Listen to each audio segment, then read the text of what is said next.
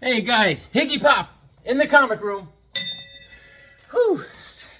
Been a long week at work, and I'm really glad you guys are joining me in the comic room. I got to go over some comics that I got throughout the week. I got them from all different places, all walks of life.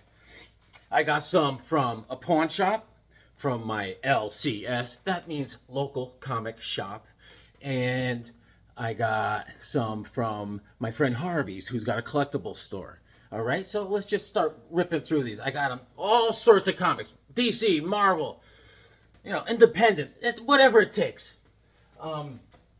Let's start with. Anyway, let me go over some of my local polls I got this week from DC, and this is this was the I got this last week or something. This was the Night Terrors. All right, this is that freaky Woodstock poster cover. You know what I'm saying?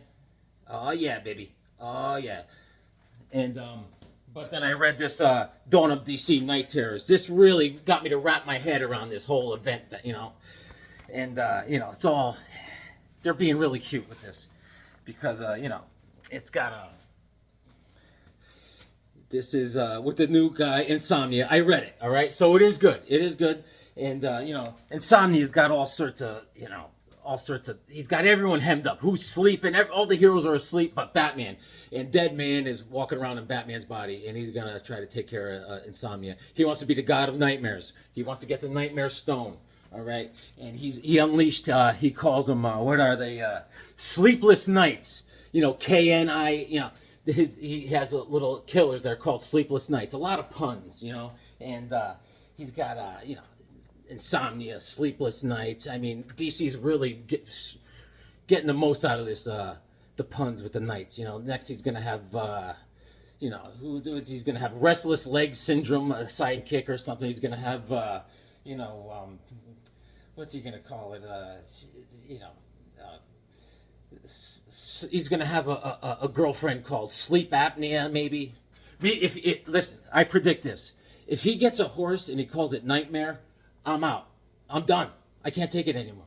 So, but it's good. And our man Sandman is in it. I told you that, right? Right there. Boom, boom. Oh, hang tight. I gotta show you something. Just give me a sec. I got some. Oh.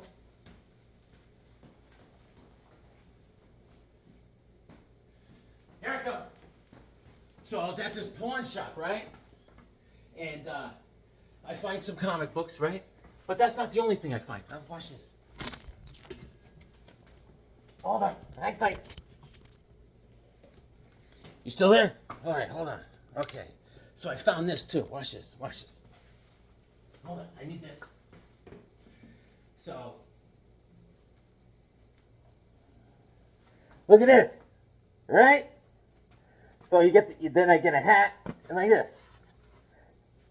Sandman. Not bad, huh? $5 at the pawn shop. I go up to the counter with this, and the guy's like, "Oh my God!" He goes, "Louie, come here." He goes, "Look what he's buying." I was like, "What?" He goes, the guy, he says, he was laughing at me because he said no one's going to buy that. No one but this guy. Anyways, that's what you need, okay? When the poo-poo hits the fan, you need food, water, a werewolf mask, and a gas mask that looks like Sandman, okay? In that order. Okay, back to the comic books. All right. So now, my LCS, I also read this. This is the World's Finest Teen Titans. It was really, really good. And it's all the young Teen Titans, like when they're all green, And what it is, they're going on missions and stuff. But Speedy, Green Arrow's thing, he's being a real jerk. He's giving Robin a hard time. And he's trying to get on social media every time they fight someone, and Robin's all, "Meh." And everyone's mad at Robin because everyone knows each other's names, real names, but Robin, he won't tell him his real name is because Batman says, "No, it's not a good idea, see?" So this was good. I will keep on reading that. And then Danger Street was fantastic. On the edge of my seat. Buckle up, Buttercup. That was really good. Really good. And Superman lost. He must have got lost. He must have got lost. So, okay, let me tell you what's going on. Superman got lost. All right, but anyways, you see Wonder Woman with the lasso. I gotta spoil it because Lois Lane has been dealing with Superman being lost for so long, and he got all this PTSD, and he's really losing. He's having a hard time adapting. So Lois Lane borrows the Wonder Woman's rope and puts it around him, and he realizes, like, listen, okay, I'm home. That's the reality. That's the truth. So I got to get a grip. So that's how that wrapped up almost. I mean, we're at 5 of 10, issue 5 of 10. Okay, so now I am at, let's go to, I'm at the pawn shop. And I'm like, there's comic books in there. I could smell them. No, so these things have been gone through. I mean, it's the old stock. He got this about 2 months ago, and I went there, and they're still the same ones. So I'm just picking through the things I already know that are there. But I found this. This is by Pacific Comics. The Rocketeer, issue number 2. All right? So I like these. Hold on. Let me show you what I got. Hold on. Hang tight. All right. I really like the Rocketeer. I like their covers, you know. So this is the one I got today. This is issue number 2 by Pacific Comics. And I didn't read it yet. I don't know who's in it, who does what. But these are the ones I have now. I've had for a while by Comico. The Rocketeer Adventure Magazine. This is issue number 1. This is really cool. I read this a while ago. I can't remember what the heck is going on. All right. A series by Lee Kaluta and Vess. And this is issue number 2. They were really cool. So, I mean, I noticed, you know, Comico, Pacific Comics, everyone's doing their thing. But this one's by IDW. This is issue number 1. All right. The Rocketeer Cargo of Doom. This is by Wade. Mark Wade. And this was cool. I mean, it must be a small series, but I only have issue number 1. So I haven't seen any others. So, but that's what I got for Rocketeer. So I had that in mind. That's why I picked that up. And then, while I was there, I said, let me get some of these. The Avengers, issue number 220, War Against the Gods. There's the old Thorinator up there, zapping his buddies. Iron Man's like this. Gah! That's issue number 220. All right. Issue number 231, The Avengers. This is covers by Milgram and Sinat does the inks. There's Thor and there's Captain Marvel, Monica Rambeau, She-Hulk, getting a couple reps in. She's like, spot me. I'm like, I spot you. You're a green chick. Issue number 262, The Avengers. I love Hercules. When Titans tussle, Hercules versus Submariner. Good old Wingfoot. Gordon Wingfoot. Sundown, you better take care. So, I got that. And I got... Jumped up to issue number 263, The Avengers. They all got their little scuba suits on. Even the Dark Knight's in there. The Black Knight, I mean. I like the Black Knight, and I like Hercules. That's all I gotta say about that. 263. Yeah, man. And The Avengers, issue number 286. Assault on the Android. 286. So, I do collect the Avengers. I mean, a very spotty. I got them all over the map.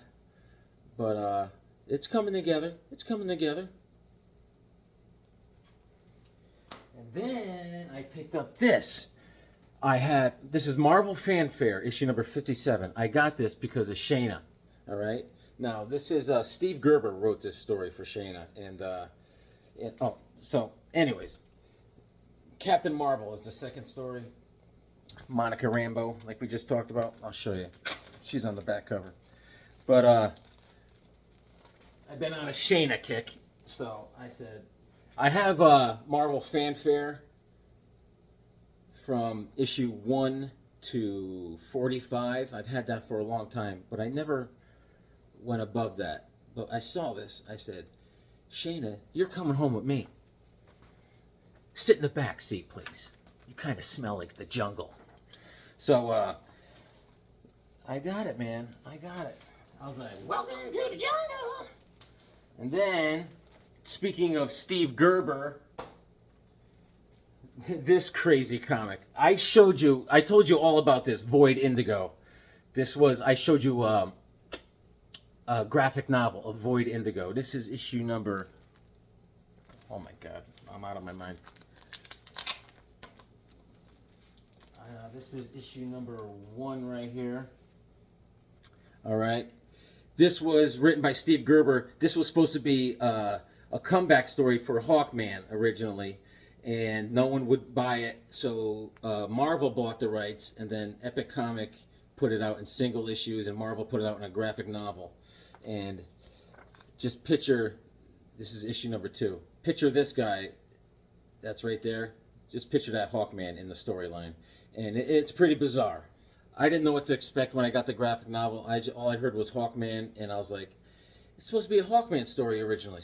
But it's crazy. It's crazy. But anyways, I said, I got the graphic novel, and then I think Epic only released these 2 issues.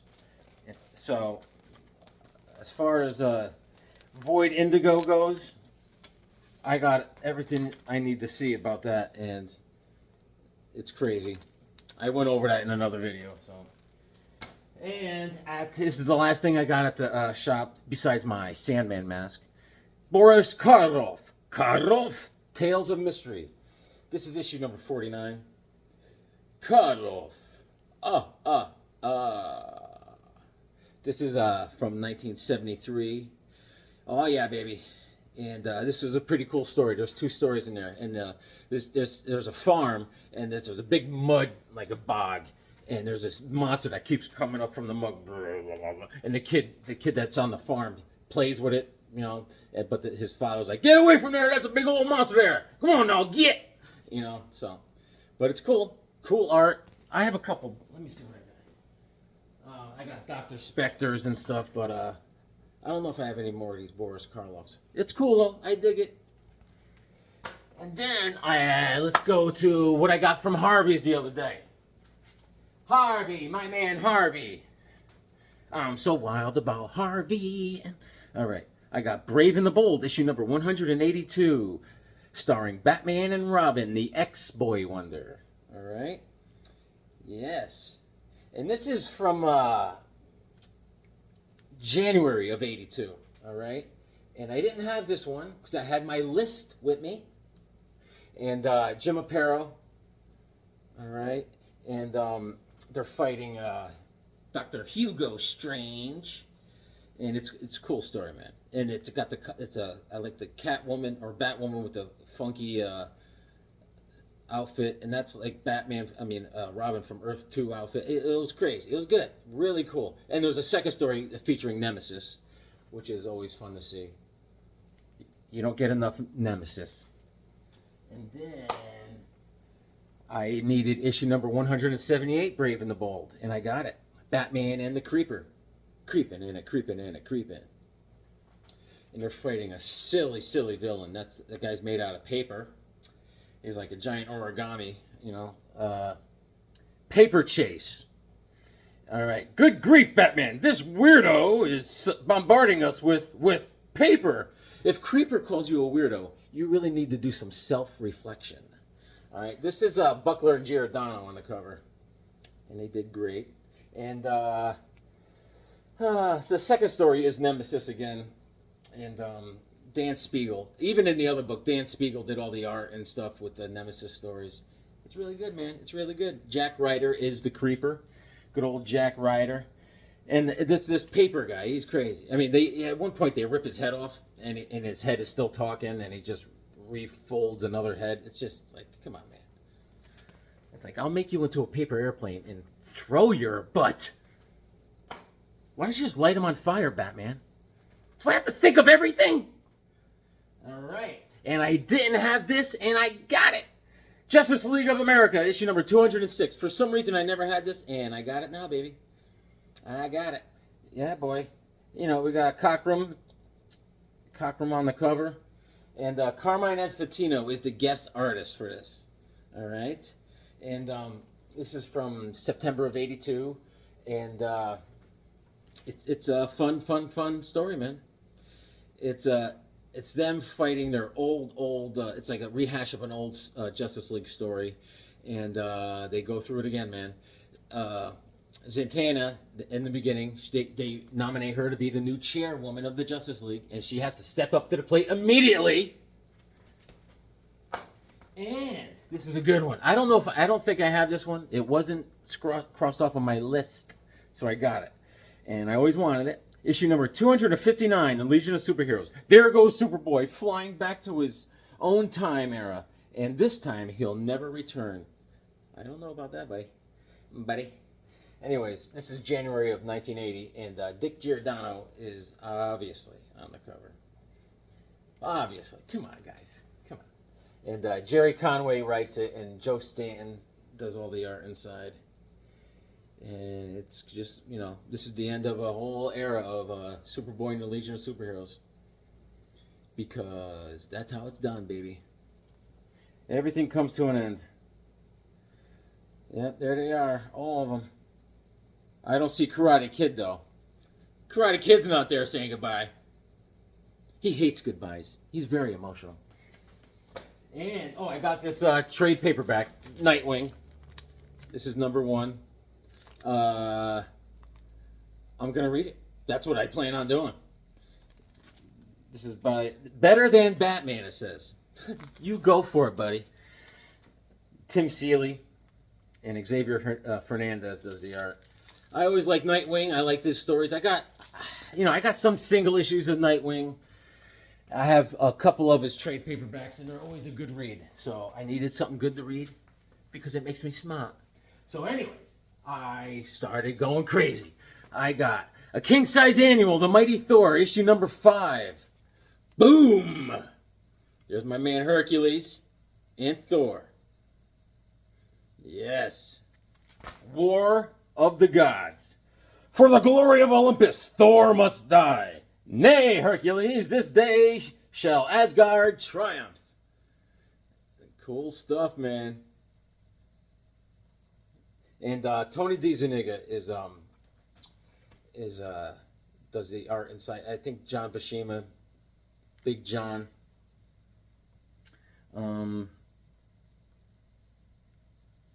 It's just great classic. 1976, people. And I got Thor, The Mighty Thor, issue number 256. This is February of I think this is 76 also. And John Buscema does all the art on this. Just classic. I didn't have these because, like I said, I had my lists. So I got Thor's up to here. Man, I am doing real well with the Thor lately. The monstrous spore hath stolen the Lady Sith, and not all my power can save her. And The Mighty Thor, issue number 255. Lo, the quest doth begin. Boom. Couple stone monsters with guns. It's like, dude, you're made out of rock. Do you really need a gun? I mean, what else? And Tony DeZuniga is on art on this. Nothing that lives can defy the power of our gravity ray, Asgardian. Oh, come on, dude. And the Mighty Thor, side by side with Ulik, Thunder God and Troll, together against the most awesome monster of all. 253, issue number 253, everybody. Ulik and Thor are teaming up. Troll power. Issue number 247. There's Fire Lord, the Flame, and the Hammer. Good stuff, man.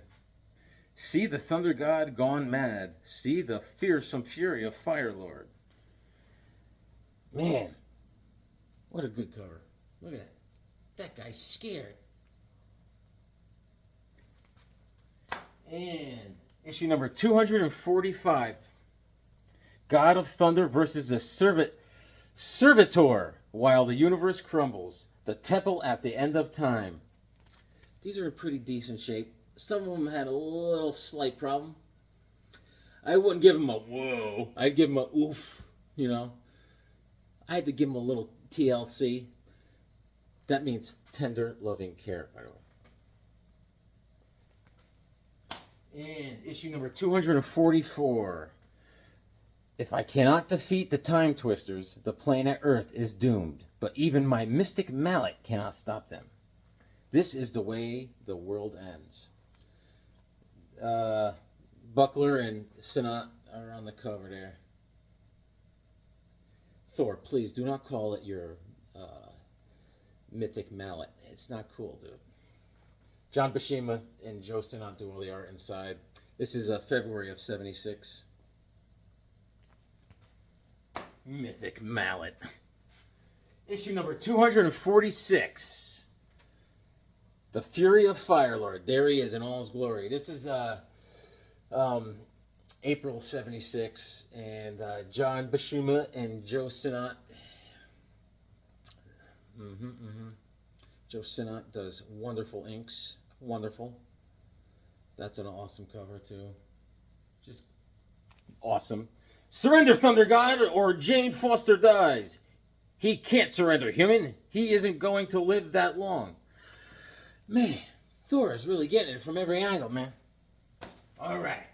All right, look at this beauty.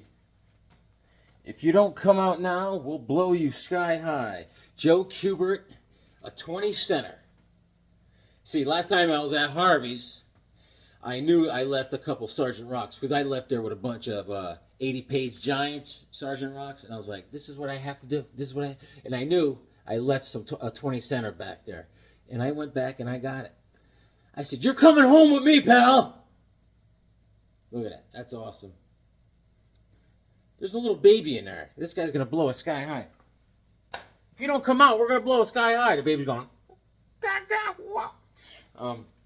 and why not? I think I may have this already. Captain Carrot and his awesome Zoo Crew, issue number 1. I've collected this in the past. Oh, yeah, I think I do. Yeah, this one has a Superman in it. Scott Shaw and Bob Smith with Ross Andrew. Captain Carrot, issue number 1, in his Zoo Crew. Yes, indeed. It's a fun-tabulous issue. And I think I got to do a little deep dive, but I think I completed the New Adventures of Superboy. I needed issue number 15, and by the comic gods, I found it. Issue number 15 of the New Adventures of Superboy. This is March of '81. It's got a mean fold right in the middle, like someone folded it up and put it in their pocket. That is the work of an Ugats. An Ugats is someone that usually has a marker and puts like a mustache on Superman or something, or puts their name across it. Or an Ugats also can fold a perfectly good comic and put it in their back pocket. Kurt Schaffenberger does the art. There goes our super son off on another mission. I'm so proud of him. Superboy meets Clark Kent. How you doing, Clark? How you doing? Oh, yeah. And I didn't have this one. Superman Family, issue number 215. Your time is up, Supergirl. I'm taking over. Boom. There's Supergirl with a perm and Supergirl with not a perm. And this is February of '82, and that's Buckler and Coletta on the cover. And we got all our characters right here. And the legendary Winslow Mortimer does the art inside. Because Winslow Mortimer does Spidey and his Amazing Friends. Winslow Mortimer was born in like 1918, and was doing comics in the newspapers. This guy had a career. He's amazing. He died in like 1996 or something, but he's a legend in my eyes. My eyes. He's got just a nice, perfect simplicity to his art. He draws a superhero like how when you close your eyes and you think of a superhero, that's how he draws it. There you go. 215, Superman family. And, all right, here we go. I'm going to do a little spotlight because I needed issue number 6 of Skull the Slayer. Okay, and I found it yesterday. Now I completed the run of Skull the Slayer. And then I read it because I wanted to complete it and then read it. Oh, I don't know where to begin with this. All right, Skull the Slayer. All right. Issue number 1 of Skull the Slayer, okay? Death at the Dawn of Time, all right? Fear-fraught first issue. Okay, this is Jim. This is Jim Scully, all right? And Gil Kane and Al Milgrom, all right? And this is May of 75. This is how it starts off. This goes from issue 1 to issue number 8. Now, this guy was in Vietnam, and he's a prisoner of war in Vietnam, and he doesn't stop talking about it. I mean, thank you for your service, but whoa. And his wife, he comes back, his wife divorces him, and she's with a new guy. Bing, bing, bing. That's 1. And then his parents died because they're stressed out. Oh! Dead. And then his little brother, who is a dope fiend, his brother attacks him. And then he kills his brother. Sorry, bro. And then he's on the run. He gets on a plane. He's going to Bermuda. He's on this plane with like 3 or 4 other people. The plane crashes in the Bermuda Triangle, goes through a time vortex, and he ends up 250 million years into the past. Jim Scully, prisoner of war. Now he's a prisoner of 250 million years into the past with 3 or 4 other people that he hates already because he's got a bad attitude. And anyways, when the plane crashes, he gets out. He kills an 8-ton Tyrannosaurus Rex. Good job, Jim Scully. And that's Skull. All right. And if I didn't mention it once, he mentions it 20 times. He was in Vietnam and he was a prisoner of war, and he doesn't like being a prisoner. Okay. Issue number 2. Action, dinosaurs, lost lands, caveman aliens. This one's got it all. Battle in the dawn of time, man against gods. All right? Now, this girl, her and Jim, they don't get along because Jim doesn't get along with anyone. He was a prisoner of war. All right? And there's a guy also that's a doctor, and he doesn't like him either. And then there's this other kid called Jeff. Jeff gets on Jim's nerves. Everyone stay out of Skull's way, will you? Anyways, an alien being, they come across this alien being, all right? And Steve Gann does all the art. And the cover's by Gil Kane. This is great. This is good eye candy, all right? Good stuff, good art, good action, all right? And he gets a belt from this alien that they call the Scorpion belt. It kind of enhances his strength, it bursts his strength and everything, you know. So he's got that going for him. And there's this alien there, and all the primitive beings that are in this land, they all worship this alien. All right, this alien was left behind because he has the race he comes from had all this high-tech stuff. And they made these robots that do all the work for them. So they just have to lay around and just make sure the robots are working. And the aliens left him on Earth, on inner Earth or whatever, to just run the planet and keep an eye on the planet. And he runs the place. So they come across this guy, and so he's got a belt now. Okay. And all of his friends that he crashed with, he argues with him all the time. And then here's issue number 3. They call it issue number 3 because I had to get 3 copies of issue number 3. All right? And mechanical murder in the world of dinosaurs. They come across all these things, and a lot of them are robots. All right? And he's still arguing with the chick, arguing with the doctor, and arguing with the young kid Jeff. And he mentions he's a prisoner of war from Vietnam. Now, then they go, so there's all these different time periods that this alien created, like Egyptian times, Aztec times, and a modern day man trapped in a world time gone mad, peril of the pyramids. Okay, so now, and then the shocking return of the Black Knight. The Black Knight and Merlin are in this one. So he actually meets them. He fights the Black Knight because Jim Scully fights with everybody, and the bad alien is called Slither Rogue. He's like a reptilian type. The art is by Sal Buscema and Mike Esposito. This is March of '76. So then they try to escape because they're turned into slaves. They want the Slither Rogue. What's his name? Slither Rogue makes them build pyramids like slaves with all the robots. So then Jim beats up a robot and they run away. They're running. Him, the girl, the doctor, and oh yeah, I forgot to tell you, Jeff got killed because Jim was shooting his mouth off, and he doesn't care. Scully's like, Jeff was he was dead weight. So now he's like, run! I took out a robot. The girl's running, the doctor's running. The girl falls, breaks her leg, and Jim's like, Jesus! He goes, this is not like a soap opera. Get up! And she's like, I can't, I broke my leg. He's like, forget it. And he runs away, leaves her, and the doctor's like, Scully, where you going? He's like, forget you too. So the doctor's defending her, and then they both get captured, and from what he sees, they're killed. And he's like, well. He's a good hero, this guy. So then, he teams up with the Black Knight after beating him up, and Merlin, and it turns out Merlin and the Black Knight are robots too. But they want to escape this Slither Rogue. So they team up and they attack, and they find out that those people weren't killed. So, it doesn't matter that he left them to die. But anyways, Sal Buscema's on art. Even with the Black Knight beside you, Skull, you battle in vain. Nothing that lives can defy the demons of Slither Rogue. It's pretty cool art, though. I'll tell you that. It's going on and on, right? I got 2 copies of that. Issue number 6. Now, they escape again. Now they build a canoe, and, the doctor, while escaping, the doctor gets hurt. And Jim's like, oh, boy. But now he feels bad about leaving him the first time. So he carries the doctor. The doctor got shot in the arm with an arrow.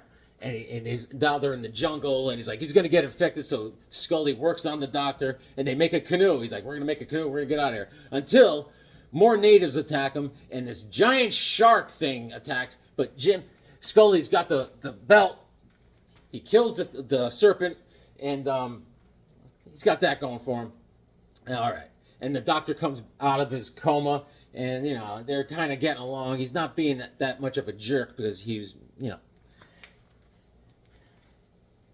Issue number 7. Death strikes in a world that for time forgot. Dungeon of Blood. Boom. All right. Sal Buscema is doing the art, and he does a great job. Now, one final issue. Issue number 8. All right. And now they're with the Aztecs, okay? Look how strong he is. Look how strong. All right. This one, I'd give this a grade of whoa minus, but I needed it and I got it. So, this god must die. So, it's going along. All right. We're cruising. We're in Aztec times. And they're all, now the Aztec people are taking care of them. Taking showers, eating well. They get to change of clothes. She's like, hey, Jim, how are you? Remember when you left me for dead when I broke my leg? All right. And all's forgiven. And then we get to the last page. They're having a big drag-out battle. They get attacked. And Slither Rogue attacks, right? And it says, next. Well, what can we say? This is it, pilgrims. The very last issue, unless you care enough to make your voices heard. Write skullduggery to Marvel Comics. So, if people wanted this to continue, they had the right to skullduggery to get another issue to find out what happened. Because they're cornered and they're trapped and they're getting attacked. But apparently no one cared. Skull, the Slayer. The only thing he slayed was his friends. Anyways, I completed the series. You know, I got that going for me. Guys, read your comics because they make you smart. I'll talk to you later.